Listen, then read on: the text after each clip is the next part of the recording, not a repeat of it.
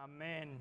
Mis hermanos, es un gozo y un privilegio el poder presentarnos aquí delante del Señor a meditar en su palabra, a abrir su santa ley y escuchar lo que el Señor quiera decirnos el día de hoy. Así que por favor abran sus Biblias en 1 Corintios capítulo 15, versículos 20 al 28. Vamos a hacer una pausa en nuestra serie del libro de Filipenses y vamos a meditar en la resurrección, en el efecto que la resurrección tiene en sus hijos y el impacto que debería tener en nosotros. Entonces abran sus Biblias por favor en 1 Corintios capítulo 15, versículo 20 al 28. Y quisiera compartir comentando algo que ha cambiado en el tiempo. Ciertamente hay muchas cosas que con el tiempo han cambiado, pero una de las cosas evidentes que han cambiado en nuestro mundo es dónde se ubican los cementerios. Durante siglos, los cementerios solían estar en el corazón de la ciudad, junto a la iglesia o junto a la plaza principal. Ese era el lugar donde normalmente estaban los cementerios en las ciudades más antiguas. De hecho, si alguno de ustedes visita La Habana o Bogotá o Santo Domingo o Ciudad de México, todavía es posible encontrar cementerios antiguos que se encuentran en el centro de la ciudad. Aún hay cementerios antiguos que se ubican en esa parte. Ahora la pregunta es, ¿por qué los cementerios estaban ahí?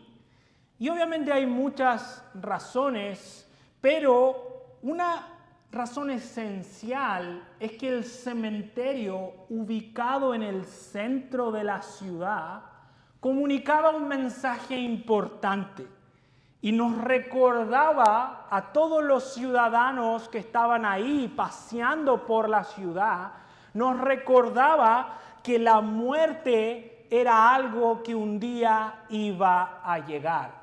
Todo el mundo tenía en su conciencia, en su mente, que la muerte era algo que estaba presente. Ahora, en el presente, en la actualidad, es bastante distinto, ¿no? Si se han percatado, todos los cementerios modernos que se construyen hoy en las ciudades suelen estar ubicados hacia la periferia. Están ubicados hacia las partes exteriores de la ciudad, ¿no? Y cuando tú miras un cementerio, visualmente son diferentes a los cementerios antiguos. Los cementerios modernos están diseñados como si fueran especies de parques.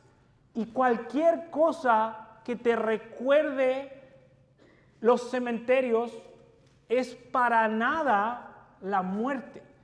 Es interesante, pero los cementerios actuales están diseñados para que la muerte no parezca una experiencia tan real. ¿Y por qué te cuento esto? ¿Por qué parto una predicación de esta manera? Porque vivimos en una cultura que constantemente está evadiendo la muerte. Vivimos en una cultura donde todo apunta, incluso inconscientemente, a que la muerte nunca va a llegar a nuestra puerta. Y quizás tú mismo, el que estás sentado aquí, pasas días enteros entre tus hijos, entre el trabajo, entre las tareas diarias, y puedes pasar semanas enteras sin recordar esto. Un día vas a morir. Un día tu corazón va a dejar de latir.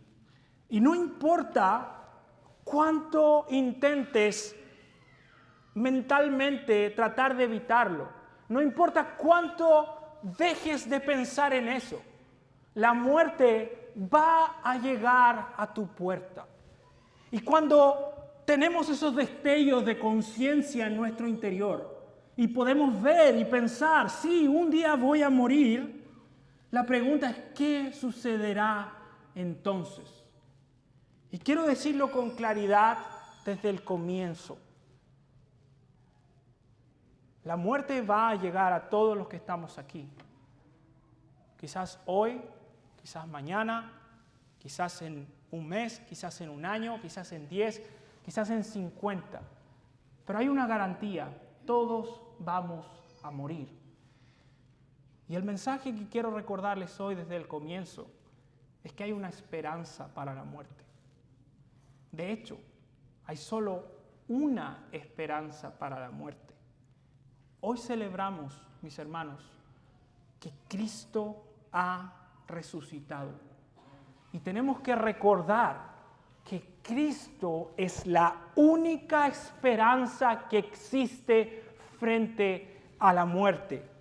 La resurrección de Cristo, lo que estamos cantando el día de hoy, cambia la manera en que vamos a enfrentar la muerte. Y no solo eso, mis hermanos, la resurrección lo cambia todo. Cristo vive y eso cambia todo. Y ese es el título de mi sermón. Cristo vive y eso cambia todo. La resurrección cambia todo porque tiene un efecto pasado, tiene un efecto presente y tiene un efecto futuro. Y esto es lo que creo que el texto del día de hoy nos está invitando. Y dice así, dice, vive con esperanza hoy, porque Cristo venció tu condenación, te sostiene en el presente y asegura tu futuro. Déjenme leerlo una vez más.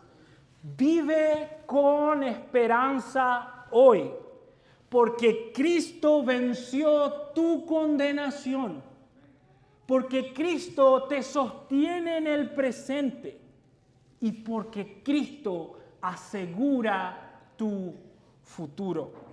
Y esos son los tres elementos que vamos a ver en este sermón: el efecto pasado, presente y futuro de la vida, muerte y resurrección de nuestro Salvador. Y con eso en mente, por favor abran sus Biblias en 1 Corintios 15, versículo 20 al 28 y vamos a leer. Y dice así la palabra del Señor. Pero ahora Cristo ha resucitado de entre los muertos, primicias de los que durmieron, porque ya que la muerte entró por un hombre, también por un hombre vino la resurrección de los muertos, porque así como en Adán todos mueren, también en Cristo todos serán vivificados. Pero cada uno en su debido orden, Cristo las primicias, luego los que son de Cristo en su venida. Entonces vendrá el fin, cuando Él entregue el reino al Dios y Padre, después de que haya terminado con todo dominio, con toda autoridad y poder, pues Cristo debe reinar hasta que haya puesto a todos sus enemigos debajo de sus pies. Y el último enemigo que será eliminado es la muerte.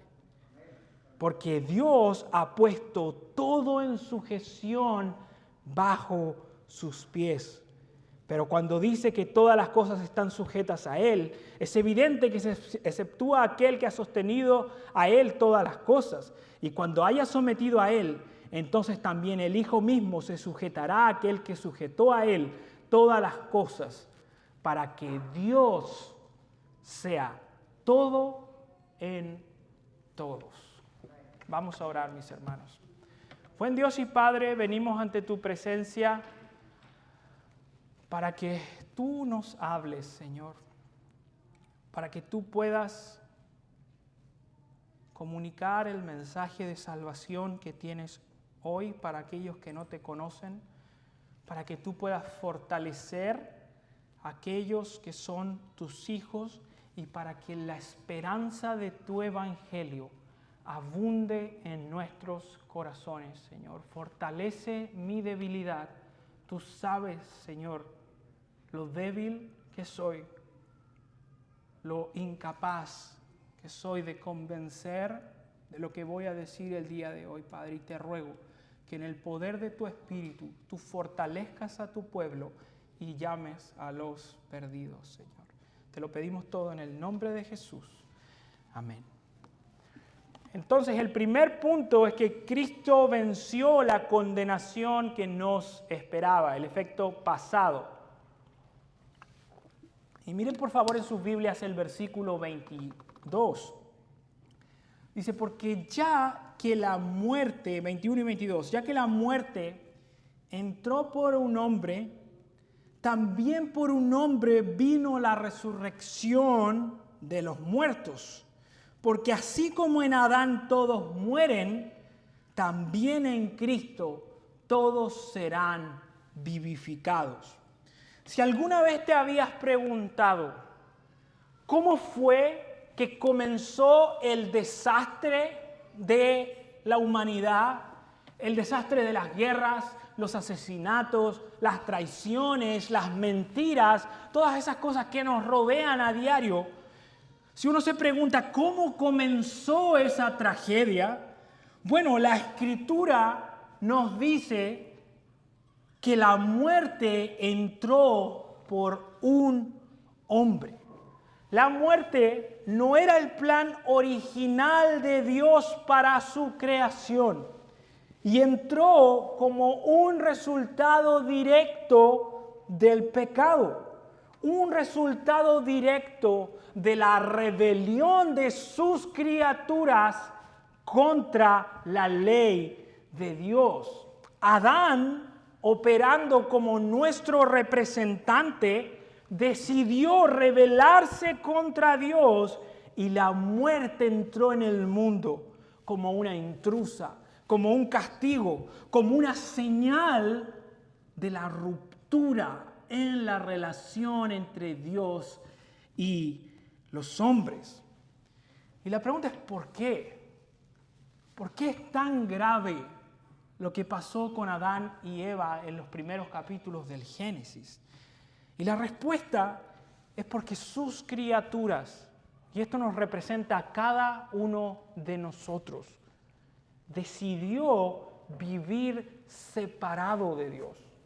Decidió rechazar su bondad y tomar un lugar que no les corresponde.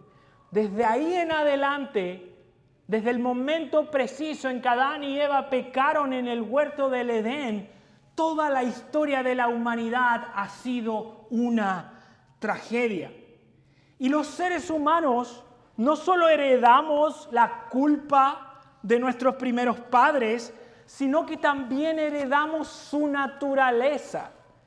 Todos nosotros nacemos siendo pecadores.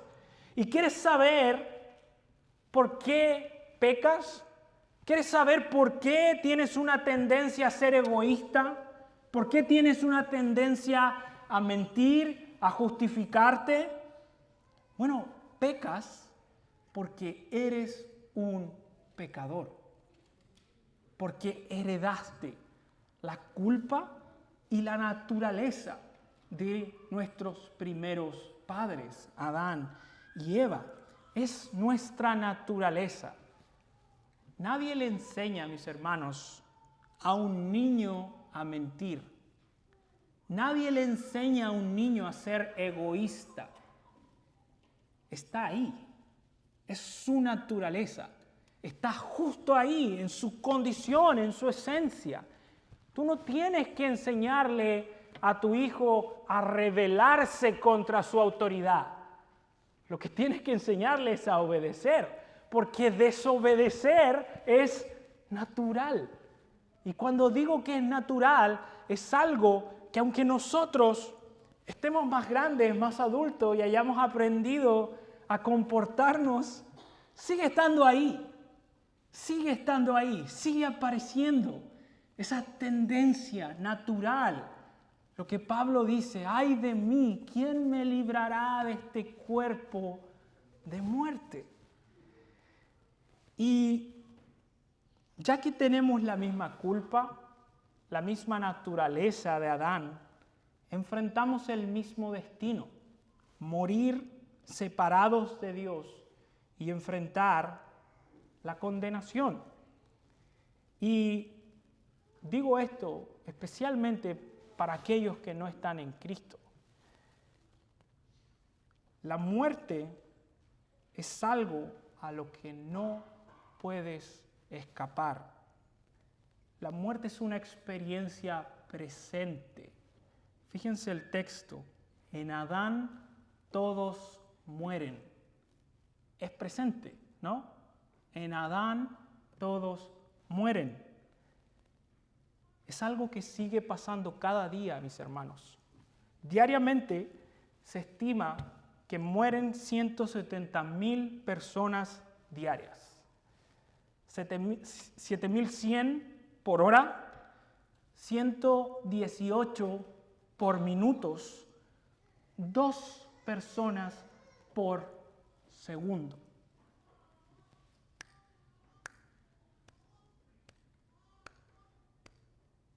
Y están muriendo. ¿Por qué mueren? Porque está escrito aquí, en Adán todos mueren. Es una realidad presente. Seamos conscientes o no, en Adán todos mueren. Y Dios pudo habernos dejado en esa condición. Dios pudo habernos dado el justo castigo que merecíamos y dejar que camináramos directo al infierno por nuestra culpa, por nuestra rebelión. Pero dice el texto, y esa es la gloriosa esperanza que abrazamos, también por un hombre vino la resurrección de los muertos. Porque así como en Adán todos mueren, también en Cristo todos serán vivificados. Logran ver el contraste, ¿no? Por Adán vino la muerte, por Cristo viene la vida.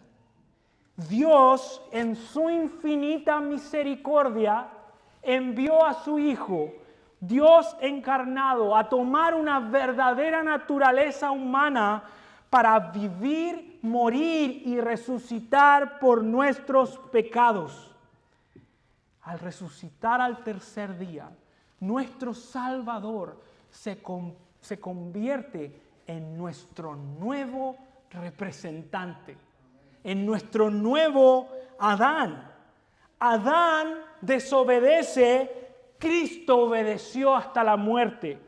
Adán cedió ante la tentación, Cristo la resiste en el desierto. Adán culpa a su esposa, Cristo se entrega por ella para salvarla. Adán trajo la muerte, Cristo trajo la vida al ser colgado en la cruz. Solo en Cristo, mis hermanos, tenemos vida. Solo en Cristo hay esperanza para todos los que mueren. Solo en Él hay perdón, redención. Cristo vive y eso lo cambia todo. Y aquí es importante recordar la exclusividad del mensaje, ¿no?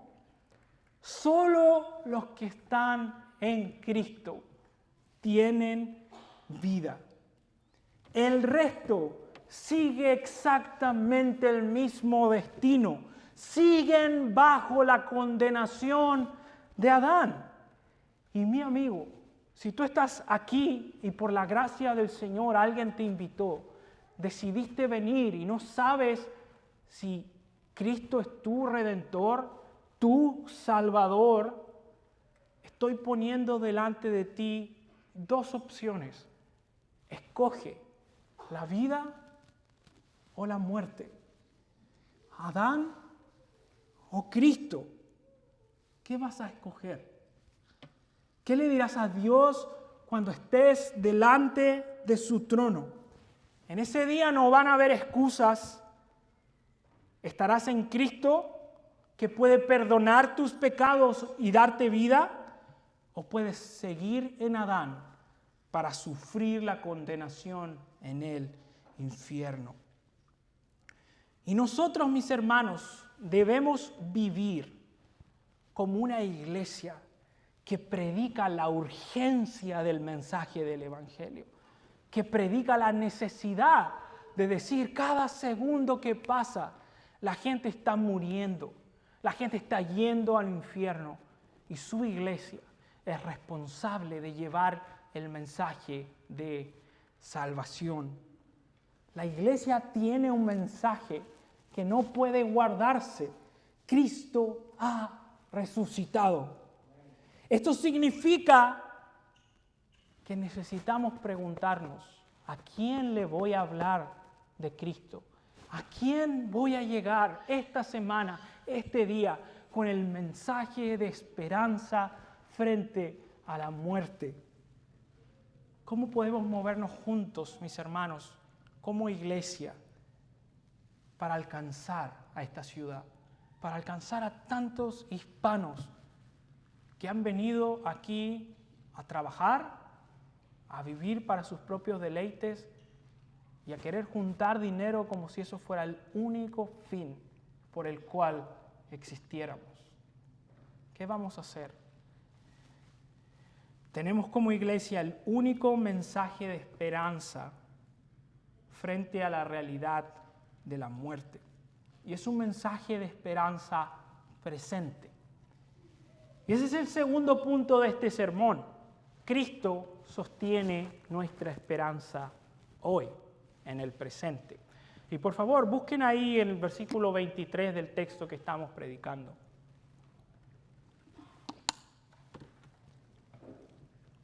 Dice el versículo 23, que Cristo es las primicias, los primeros frutos. Él es el primer ser humano resucitado y luego continúan los que son de Cristo en su venida. Versículo 24, entonces vendrá el fin cuando Él entregue el reino a Dios y Padre, después de que haya terminado con todo dominio, toda autoridad y todo poder, pues Cristo debe reinar hasta que haya puesto a todos sus enemigos debajo de sus pies. Y lo segundo que vemos en este pasaje es que la obra de nuestro Señor resucitado nos ofrece esperanza no solo con respecto al pasado, ya no vivimos en la condenación de Adán, sino que también nos garantiza una esperanza para el presente. Y dice el versículo 25 que Cristo debe reinar presente hasta que haya terminado con todo dominio, toda autoridad y todo poder, hasta que haya puesto a todos sus enemigos bajo sus pies. Y el énfasis del texto, mis hermanos, es que el reinado de Cristo ya comenzó. Cristo está reinando hoy. Él está hoy en el presente, terminando, acabando contra aquellos que se levantan contra su reinado. Ahora la pregunta es cómo está reinando Cristo en el presente. Y creo que la manera en que el reinado de Cristo se hace visible es por medio de su iglesia, la comunidad de aquellos que han sido redimidos. Cristo, como el Mesías, mediador, Dios encarnado, ha declarado paz con Dios para sus santos en el presente. Mis hermanos, tenemos paz con Dios por medio de Cristo. De modo que no hay dominio, potestad, ni aun Satanás que pueda acusarnos delante del trono de Dios. Porque dice el versículo 27 que Dios ha puesto todo en sujeción a sus pies. Y permítanme parafrasear lo que dice uno de los sucesores de Juan Calvino en Ginebra, 100 años después, un autor reformado que se llama Francis Turretin. Y él dice que aunque el pecado trajo innumerables males sobre nosotros, hallamos un remedio para todos ellos en la obra mediadora de Cristo. Y observen lo que enumera. La sabiduría de Dios sana nuestra ignorancia y ceguera. La gracia de Dios nos libera de nuestra culpa. El poder de Dios nos ayuda en nuestra debilidad. La misericordia de Dios nos libra de nuestra miseria. La suficiencia y plenitud de Dios socorre nuestra pobreza y necesidad. La fidelidad de Dios nos ayuda en nuestra inconstancia e inestabilidad. Y la vida de Cristo nos libera de la muerte. Por la obra de nuestro Salvador en la cruz, por su resurrección, podemos tener la certeza, mis hermanos, que todas las bendiciones nos han sido dadas en Cristo. Tenemos perdón, tenemos nueva vida, tenemos el regalo del Espíritu Santo, tenemos un intercesor vivo que no descansa, sino que intercede constantemente por nosotros. Tenemos la gracia de Dios cada día. Cada una de esas verdades, mis hermanos, es posible porque Cristo vive. Y eso cambia todo. Cristo reina. No solo reina en el cielo, Cristo reina aquí, en medio de su iglesia, en medio de su pueblo y en medio de sus corazones. Y quiero que piensen en esto un segundo. Si estamos en Cristo, ningún pecado, ningún hábito perverso tiene la última palabra. Y la razón es simple. Cristo ha resucitado. Hay victoria en Él. Hay victoria contra el enojo. Hay victoria contra la ansiedad. Hay victoria contra la pornografía. Hay victoria porque nuestro Salvador vive. Y Él está sobre cualquier poder, cualquier autoridad y cualquier dominio. Hay victoria, mis hermanos, para su iglesia. Si Cristo está reinando ahora, entonces su iglesia no puede vivir en derrota. Nosotros somos su pueblo, somos su cuerpo y Él, mis amados hermanos, no nos va a abandonar. Estoy seguro que Él les va a sostener. Estoy seguro que Él los va a usar para su reino. Estoy seguro que Cristo va a sostener esta iglesia, mis hermanos. No por nosotros, porque Cristo vive. Y eso cambia todo, mis hermanos. Y si nuestra realidad presente es tan gloriosa, no podemos dejar de mirar hacia adelante, ¿no? Porque la resurrección no solo cambia nuestro pasado y nuestro presente, también la resurrección cambia nuestro futuro. Y la resurrección, mis hermanos, nos garantiza un futuro glorioso. Y ese es mi último punto. Cristo nos garantiza un futuro con Él. El texto dice que Cristo es las primicias de los que durmieron. Es decir, Él es el primer ser humano de la nueva creación. Él es el primer ser humano resucitado y la garantía que los que son de Cristo van a resucitar con Él. Y recuerdan lo que yo decía al comienzo sobre la muerte, en la introducción. Esa realidad que tratamos de evitar, esa realidad que alcanza a todos, esa realidad que parece tener la última palabra en todos los seres humanos. Dice el versículo 26, el último enemigo que será eliminado es la muerte. El enemigo final, mis hermanos, en Cristo, que todos nosotros tenemos que enfrentar, ya ha sido derrotado. ¿Por qué? Porque tú y yo, si hemos confiado en Cristo, tenemos vida eterna. Tenemos el Espíritu Santo morando en nosotros como nuestra garantía.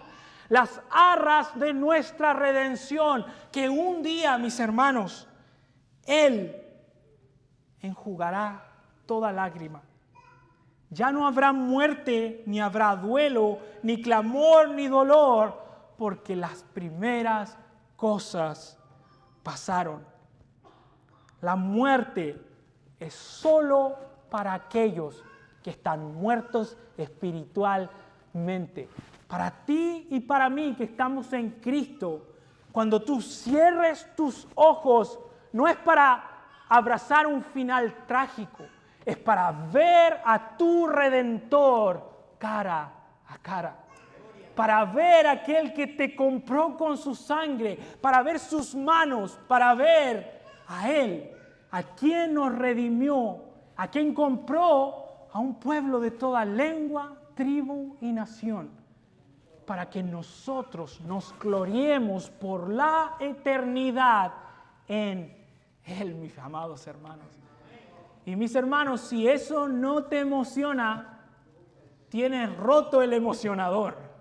Si eso no mueve algo dentro de tu corazón, si no te infunde esperanza, saber que un día vas a ver a tu Salvador cara a cara, como un ser humano, encarnado, Dios hecho hombre. ¿Y no es esa una motivación para servir a Dios en el presente? Para luchar por nuestra santificación, para luchar por el gozo que viene de parte de Cristo, para criar a nuestros hijos, para que conozcan a este Salvador tan hermoso. Mis hermanos, vivamos y sirvamos con la esperanza de nuestro futuro. Digan en sus corazones lo que cantábamos hace un momento. Dilo en tu corazón, porque Él vive, triunfaré mañana. Porque Él vive, ya no hay temor. Porque yo sé que el futuro es suyo. La vida vale más y más solo por Él. No estamos sirviendo en vano, mis hermanos, sino que estamos sirviendo en el poder del Señor resucitado. Y déjame repetir la idea del comienzo. Vive con esperanza hoy, porque Cristo venció tu condenación, te sostiene en el presente y te asegura tu futuro. Y quiero cerrar simplemente haciendo una última advertencia para aquellos que no se han rendido a Cristo. Hoy Cristo reina con gracia y brazos abiertos. La cruz con sus brazos extendidos.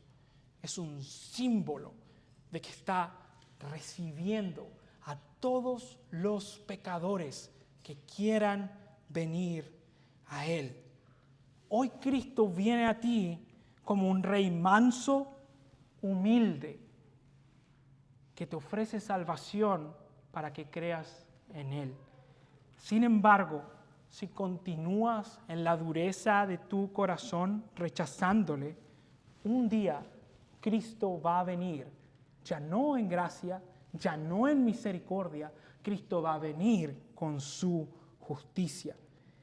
Él va a reinar, y cuando eso suceda, todos sus enemigos van a ser rendidos ante sus pies. ¿Dónde vas a escapar de la muerte? ¿Dónde vas a huir del destino que te espera?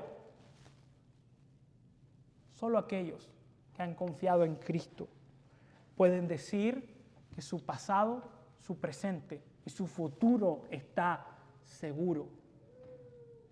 Si no estás en Cristo, estás caminando en una cuerda floja y en un momento vas a caer. Y la pregunta es, ¿qué va a suceder? Yo tengo la garantía, y sé que muchos de mis hermanos también, pero esa garantía está en Cristo, no en nosotros mismos. Vamos a orar, mis hermanos.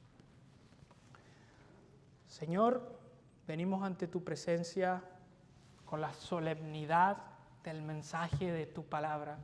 Venimos por una parte pidiendo que si hay aquí, en medio nuestro, alguien con un corazón endurecido, alguien que no haya reconocido a Cristo como su Dios y Salvador, que tú le quebrantes su voluntad, que le des un nuevo corazón y que crea por la fe. Trae arrepentimiento para aquellos que están lejos de ti. Y te clamo que tu pueblo sea fortalecido por este mensaje, que podamos vivir con esperanza, porque nuestro pasado, presente y futuro está garantizado en ti, Señor. Rogamos por tu obra en nosotros y que tú nos sostengas por tu gracia y misericordia. Te pedimos esto en el nombre de Jesús. Amén.